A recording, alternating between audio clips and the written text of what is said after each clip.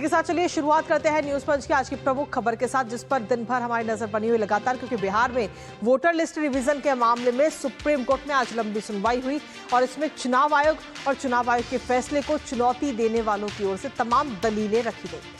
Congress, RJD समेत इंडी गठबंधन की 9 पार्टियों ने वोटर लिस्ट सत्यापन की प्रक्रिया पर तुरंत रोक लगाने की मांग अपनी याचिकाओं के जरिए की है, तो वहीं दूसरी ओर वकील अश्विनी उपाध्याय ने याचिका दायर की है और ये याचिका दायर कर कहा है कि केवल भारतीय नागरिकों को ही वोट देने का हक मिलना चाहिए।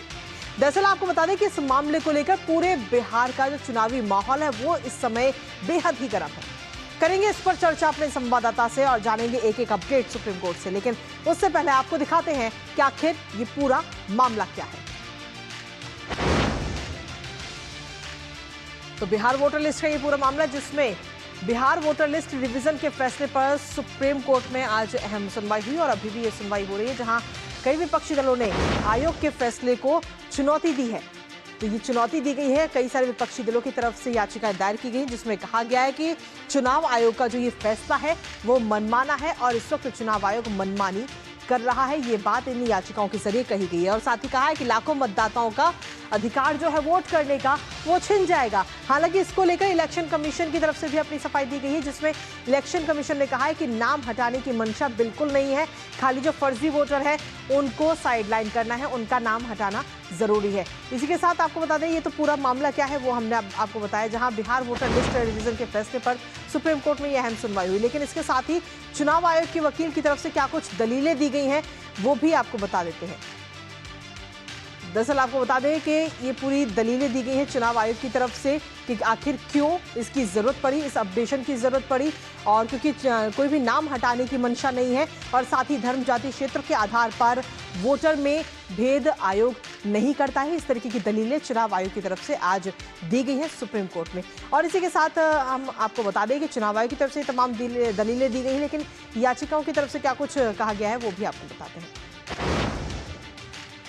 तो सीधे तौर पर जस्टिस सुधांशु धूलिया ने क्या कुछ कहा है आज सुनवाई के दौरान वो आपको बताते हैं। उन्होंने कहा कि आयोग जो कर रहा है वो संविधान के तहत उनका दायित्व है, उनकी जिम्मेदारी है। आप नहीं कह सकते कि ये संविधान के तहत अनिवार्य नहीं है। तो सीधे तौर पर याचिकाकर्ताओं को ये बात कही गई है जस्टिस सुधांशु धूलिया की तरफ से। उन्होंने कहा कि 2003 से पहले व्यापक प्रक्रिया की जा चुकी है, आंकड़े भी इसके लिए मौजूद है और इसीलिए 2003 के बाद जो नाम एड ऑन हुए हैं उनकी बात इसमें कही गई है।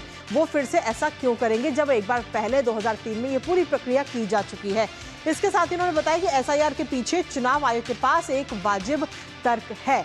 ये बात इस वक्त कही गई है जस्टिस सुधांशु धूलिया की तरफ से। उन्होंने कहा कि आपकी इलेक्शन कमीशन के अधिकार को चुनौती है या फिर एसआईआर के तौर तरीकों को चुनौती है। तो सीधे तौर पर ये तमाम बातें जस्टिस सुधांशु धूलिया की तरफ से आज कही गई हैं सुप्रीम कोर्ट में सुनवाई के दौरान।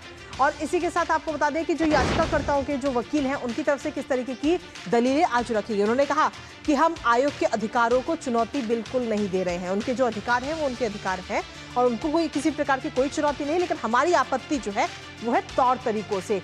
जितनी जल्दबाजी में ये फैसला लिया गया है और ये काम किया जा रहा है, हमारी आपत्ति तौर तरीकों पर है, चुनाव आयोग को नहीं है और ना ही उनके अधिकार को है।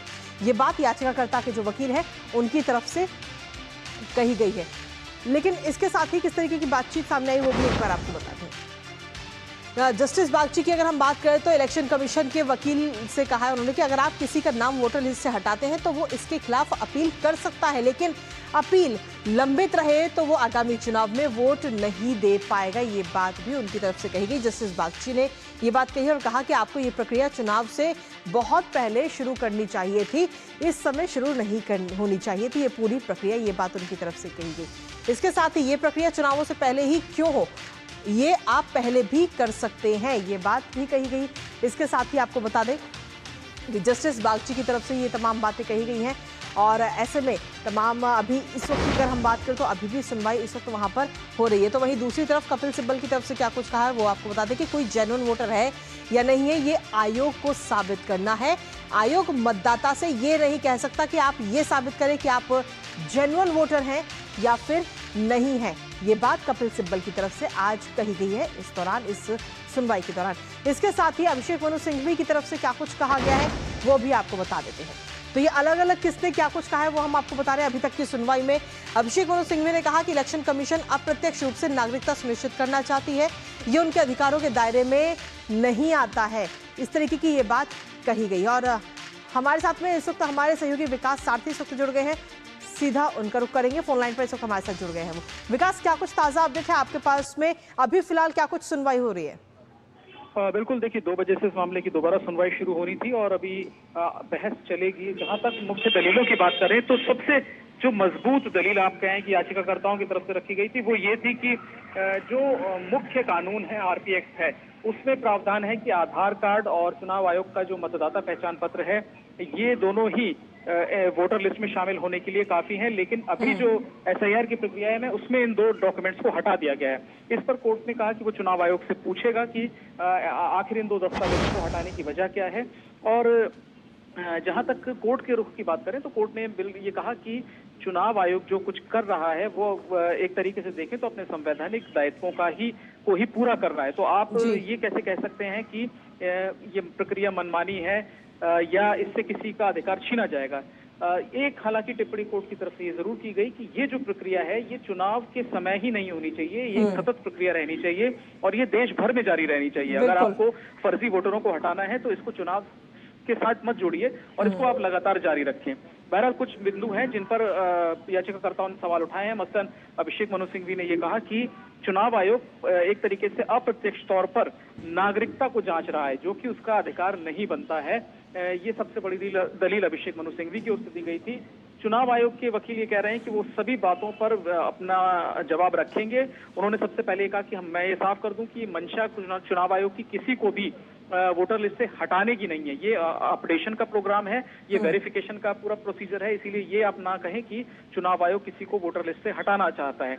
अभी बहस चलेगी, मुझे लगता है पूरे 2 घंटे अभी बहस और जारी रहेगी, क्योंकि इसमें अभी चुनाव आयोग विस्तार से जवाब देगा और उसके बाद याचिकाकर्ता भी अपनी बातें दोबारा रखेंगे। अभी फिलहाल अभी जब 2 बजे दोबारा से ये सुनवाई शुरू हुई है तो अभी क्या कुछ दलीलें दी गई हैं?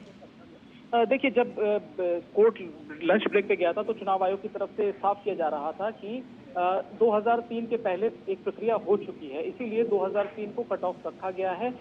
दूसरी बात ये कहा गया, काफी सख्त आर्गुमेंट भी किया गया इलेक्शन कमीशन की ओर से कि अगर चुनाव आयोग का काम वोटर लिस्ट को बनाना या उसको अमेंड करना नहीं है तो आखिर चुनाव आयोग फिर क्यों बना है। इसके अलावा फिर किसी और संस्था का गठन कर दिया जाए।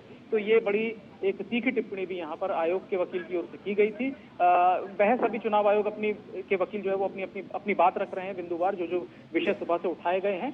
अभी जैसा हम पहले भी कह रहे थे कि एक बार फिर मौका दिया जाएगा पिटिशनर्स को अपनी बात दोबारा रखने के लिए, चुनाव आयोग जो सफाई देता है उस पर। चलिए, आप इस पर अपनी नजर लगातार बनाए रखिएगा विकास। फिलहाल बहुत बहुत शुक्रिया तमाम जानकारी हमारे साथ साझा करने के लिए। और इसी के साथ चलिए अब अगली महत्वपूर्ण खबर का रुख कर लेते हैं। आतंकवादी